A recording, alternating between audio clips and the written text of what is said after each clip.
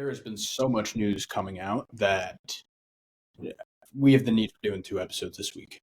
This first episode, quick look, we're going to look at the Putin interview that just came out with Tucker Carlson, as well as a brand new report that came out. Conservatives are looking to harp on it, saying that the president is mentally incompetent. We're going to break it down for you here on We The Patriots. Let's go.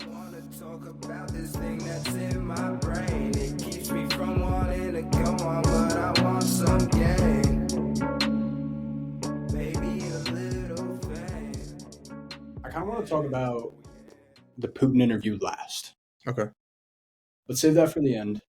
How did you feel about first initial reaction to dropping the report? I believe it was Mr. Herr's report. The special prosecutor, special counsel Herr's report. How did you feel about the report slamming President Biden, as conservatives are coming out and saying? When I heard conservatives' reasoning for it, I kind of laughed, honestly. I thought it was kind of funny. Because, I mean, yeah, it's true, but I thought it was kind of odd for a prosecutor to say that because it sounded like something a defense team would say. Right. But to me, it also kind of conveyed, like, the prosecution may have thought, okay, well, this case is so worthless and he's so bad mentally that it's not even worth my time to try and pursue this. Nice. So you're kind of thinking along the lines that we were talking pre-show. Yeah. He's got so many defenses. Yeah. So what we were talking about pre-show, and one of the other reasons that I think Biden for those who not exactly caught up, he went right out, did a press release, not as soon, but the same day that this was released, and he went out, said, defending himself. He even took a question from Scott Ducey. I thought it was hilarious. He said, Peter how Ducey. Is that him?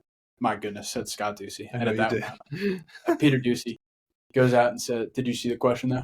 It was hilarious. He was like, he went through a whole litany, but then by the end of it, Peter just ends up saying, he's like, "How mentally compromised are you?" And he goes, "My memory is so bad. I let you answer My a memory is question. so bad that I let you answer a question from you."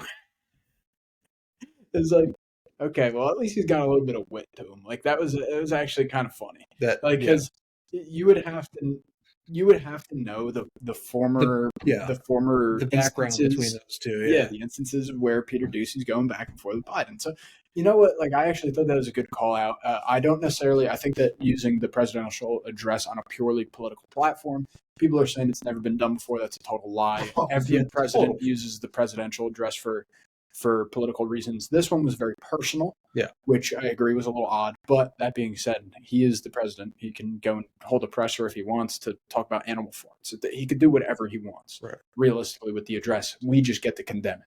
Right. I actually think that he came out, he defended himself decently, Biden did. And in doing so, he ginned up because listen, what this report did with the way conservatives are taking it, it put the Democrats on the spot. Okay.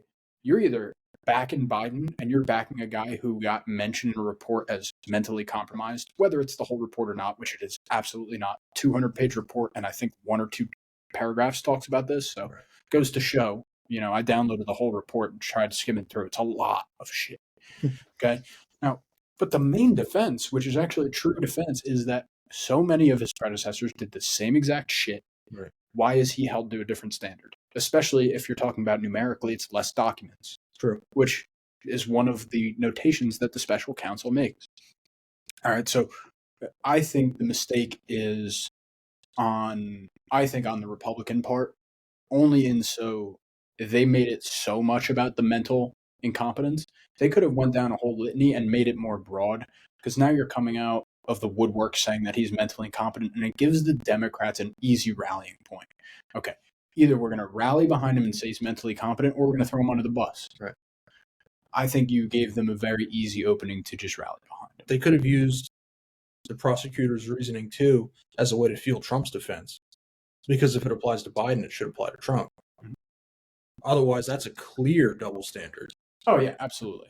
Well, absolutely. I mean, it did just come out, I think, recently that Trump is not protected by presidential immunity for any of the stuff that's related to documents. I think that just came out. Yeah, I think that was an appeals court decision. Yeah. So, like my whole thought on this dropping of this report was it was a political hit job. Right. It was pretty obvious it was a political hit job for you, like you said, for a prosecutor to be using the language that he did. Mm-hmm. It speaks a lot, I think, about the intentions of the report. Mm-hmm. I don't think it says much about the reality of the situation, right? So, like, to be completely fair, have you seen the mental capacity of Biden decline over his presidency? Oh, yeah. I feel like it's just been so low that my opinion is that I don't know if it's necessarily declined a ton. I think that as president, he's gotten more and more public where you get to just see where he's at. Yeah, I don't know because if he deteriorated, I'm just trying to be honest. If he deteriorated, he was already not making great cognitive sense with his sentences, right? In 2020. In 2020, it was already there. And I don't think it's gotten worse. If anything, certain instances it's gotten better, and in certain instances it's gotten worse. It's very picky and choosy. I haven't seen it get better, honestly, but I saw an interview of him in 2018, and it looks like a totally different person. Well, I think totally different. Totally person. agree. Sounds like totally different person. But that's 5 years ago. My point. 6 years my ago. point being is, you would actually, I'm not a doctor, but you would actually, I think, pretty easily be able to tell if he had something like dementia or Alzheimer's, because the decline would be astronomical. If someone has Alzheimer's, they can't even do half the things he does right now. No. Okay, so that's my point. I think Alzheimer's is off the question. But that's my point. Off the table. That's my point. Is these massive allegations of him having these degenerative diseases. My point is, trust me, you would know. Yes, he's an old man. Yes, I think there dementia's on the table.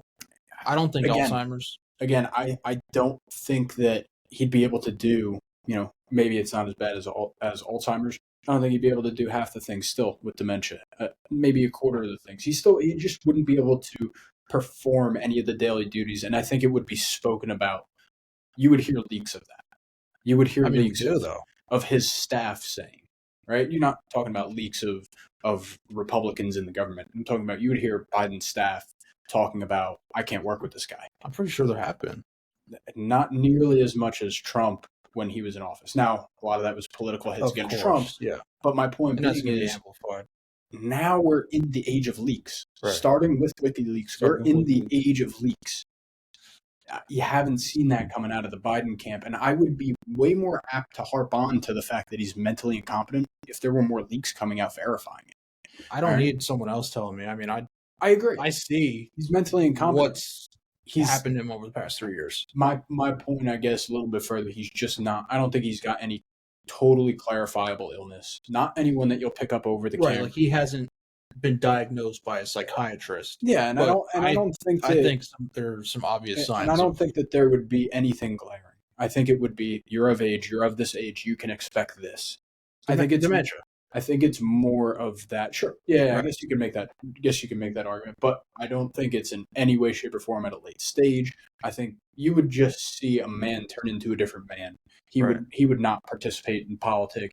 You would probably get stuff called out from other leaders, like, especially now, he's like enraged. He's enraged over the Israel stuff. He's enraged over the Ukraine stuff. He is really like fiery right now. He does look like old man screaming at the sky. But that being said, old man kind of losing it a little bit. But he still has his wherewithal to lose it at the sky. He's not. He's at pushing least buttons that we don't want him to push. Yeah. That's where I'm getting. He's not making decisions that are so far out of the realm of possibility from a Democratic president that it's causing warning signals. However, it's not saying I'm supporting his governance. I hope you guys are understanding. I'm just trying to say he has a defense here. Is he really making all the decisions though? So if he were to press the argument. Those buttons, it's not the argument. He doesn't need to make all the decisions. He needs to be a figure. He won't come out and admit that. Right. Well, a president should be making, in my opinion, I think I completely agree. More discretion over kind of what goes on. And I'm not convinced that he's sharp enough to be keeping up with one thing after another. I think he has to delegate people, which most presidents delegate. Right, but he has people to the point, which I think the point that you're getting to, people are taking advantage of the fact that he might not be keeping up with them to commit to some more of their own personal on goals. their own. Exactly. Yeah, okay. Totally agree there. I want to move on because I don't want this to be a long episode. I want to move on to the Putin interview. Yeah. I think it was enlightening. Okay. Mhm. Why is it enlightening?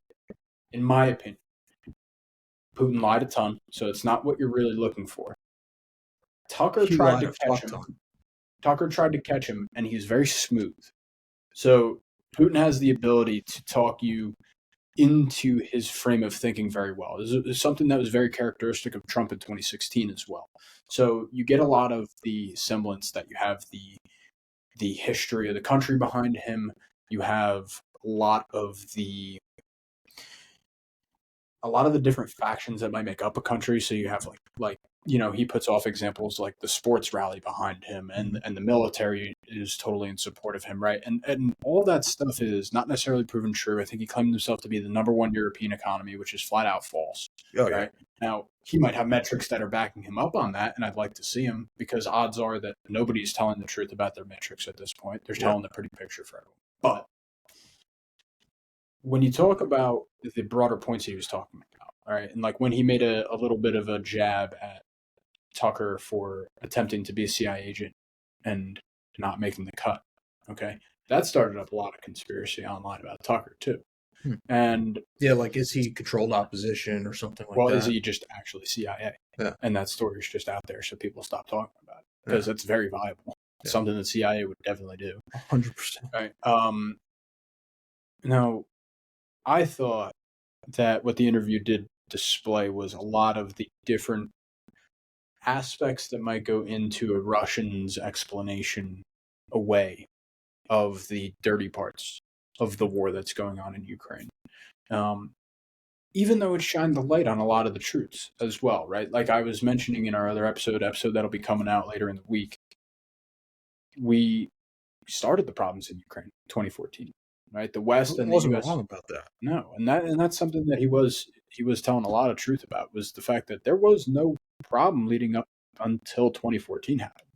Until we started putting in our own regime there that didn't in any way, shape, or form line up with the Russian way of thinking. Right. Or the Russian history, right? Like when you look at, I've been doing quite a bit of study on Russian history through a few different podcasts before I decide on a book to read and try to understand.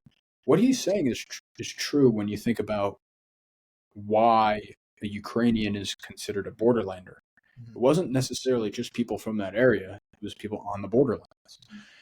Kiev and Rus was the original makeup of Russia. It was two different poles. You had Kiev and you had the Russian state, which was, you could say Moscow, but it was actually just the makeup of all the other states, centered at a different pole than Kiev. Kiev was its own center. It was actually the European center. So when you're thinking about why a Russian wouldn't feel comfortable with the government flipping with their border state, one that used to be a part of the Soviet Union, you start to follow logic a little bit better. Yeah. And I did like that for understanding, I think, for future tensions, right? So understanding what might tick this guy off. I think it was huge for that. Yeah. Because you could see how passionate and enraged he was getting when he was talking about some of these things. Specifically when it came to the history of Russia and how Russia, in his eyes, has been slighted. Right. Or how it was given the opportunity. Russia was not given the opportunity to join NATO multiple times, and after a while, you're just going to stop asking. Right. Now, a lot of that online today is being said that it was totally untrue or whatnot. What I believe was the truth is that Russia was told they will not get the chance to enter. Not a chance, not like a thing like, oh, can we come in? And they said no. Like they were told at some point, it ain't ever going to happen to you. So why would you ask again? Asking? Yeah, exactly. So why would you ask again? And I understand that, but also to a point, when you have the ability on Russia's side, right? So at this point, you're basically not a communist nation. You're more fascist, it seems, in your own way. Not necessarily fascist like Nazi. Fascist in a sense that you believe in your own heritage and industrializing your own nation, right? So I think you lean more fascist. If you're talking about an ability for Russia would be to turn on China. You have a huge opportunity to coalesce with the United States, Britain, other NATO countries against China, they seemingly are picking China in that battle, is what I got out of that interview. He did kiss some ass of Xi. He did. And I do think that in what he foresees as a future battle between China and the United States, he's picking the side of China. 100%. Absolutely. And you might not like his reasoning, or you might not agree with the fact that, he asked and we said no. He might not have ever asked. It's very possibly true. It doesn't matter. The way that he feels was displayed in the interview. And it was the first one that, we're going to go out on a limb and say that Tucker actually used translating devices that were out of his control and were actually set to translate no matter what he said. Right? Because there's also a possibility that interview was not exactly what the truth was, what was being spoken. Yeah. The part that gives me a little bit of hope there was that you heard in many instances Tucker reacting with an English spoken response to something that you could also hear was very similar to Russian. Like I look for context, and it's much easier to do in a conversation with any Latin languages, right? So you can identify some congruency with Italian, Spanish, Hungarian, or Romanian, and Spanish. Any of these, you can actually hear a few words, and you're like, okay, I can understand that we're at least in the right frame of mind. I heard that a couple of times, which gave me thought. What did you think? Did you think that there was any trickery on what was being said in between, or you think Tucker tried to play a game on us? I don't think Tucker did. Of course, I could be wrong, but I don't speak Russian, so if anything, maybe the translator did. That's because I speak English, and based on the translation I was hearing from Russian to English in Tucker's responses, they seemed to match up pretty well. But I don't know about how accurate that translation was from Russian to English from that translator. Right. That's it's probably fine.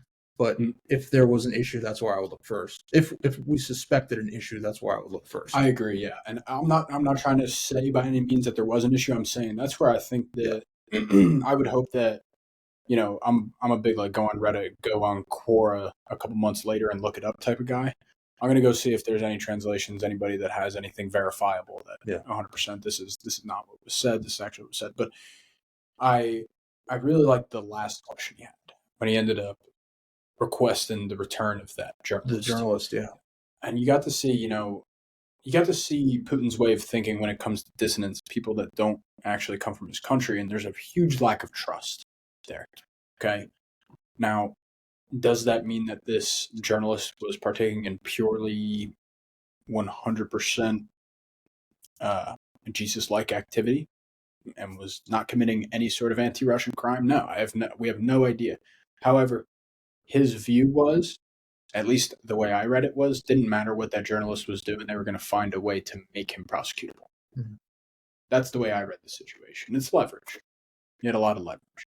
And the way that he ended up answering, he being Putin, Putin answered that question by treating it as a negotiation. Exactly. We've done enough acts of goodwill. That being said, we would be up to negotiating. Up to discussing. Yeah. I think that's exactly the word he used. We'd be up to discussing. What does that mean? Negotiation. Yeah, absolutely. Well, we want some of our guys back. More than likely not. It means less aid to Ukraine. More than likely. And that's more than likely why nobody's coming to the table. All right. So I think you get to see. Don't we have Russian? Russian absolutely. Guys? But we have people from. We already did the spies from all over the place. We did the prisoner exchange for Brittany Griner, right? Correct. We have spies from all over the place, and that's just goes to show, I think, our outreach as America and how many different hands. So then, why would they accept that Russian arms dealer back for Brittany Griner, but they won't accept another one of their prisoners back for this journalist? You got to think that the journalist has more leverage, right? Because maybe he has more information, so maybe Putin would want to use that to cut some aid from Ukraine. That's what I'm saying. It's just my thought. I have no idea. You're talking about diving into the mind of a I think dictator is not the right word, but he's very close. You have someone who, what would you call that? I guess an autocrat. Someone who believes their shit don't stink. Yeah. That is Putin. Putin has bones in his closet that are big enough to build a graveyard, yet he feels no need to feel sorry about them. Which I can't believe. And yeah, and that's the type He of person shows you're no talking emotion about it at all whatsoever.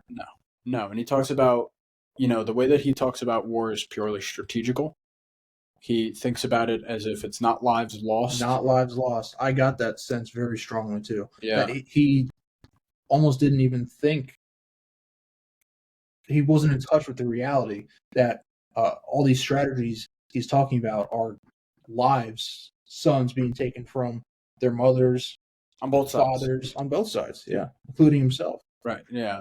That was the part that I heard strong. I'm glad you heard that. I really resonated with that. He was talking about them like pawns in a game of chess. Yeah, I agree. Exactly what he was That's talking exactly about. the vibe that I got. Yeah. Well, I think that's a good point to cut it off here. I want to hear everybody else's thoughts on the Putin and Tucker interview. I want to also hear your thoughts on, do you think that our president is mentally compromised beyond the point of being elected, right? Do you think that the Democrats are going to move on from Biden because of this report that came out? My vote is no. I'm going to hear what you guys thought. I want to hear what everybody thinks. I am really interested with everything that's coming out now. There might be a possibility of doing 2 shows a week just to keep up with the information that's coming out. A lot of information. Other tthan that, Andrew, you're awesome today, man. Yeah. Couldn't thank you enough for coming down. That was fun. Let's go relax for a little bit. Everybody else, catch you on Friday. Catch you later. Peace out. Damn, I wish I were the fucking state. I wanna be something, not nothing. Trapped inside my dream and I'm running away from these demons. But the feeling's so good, I'ma keep dreaming.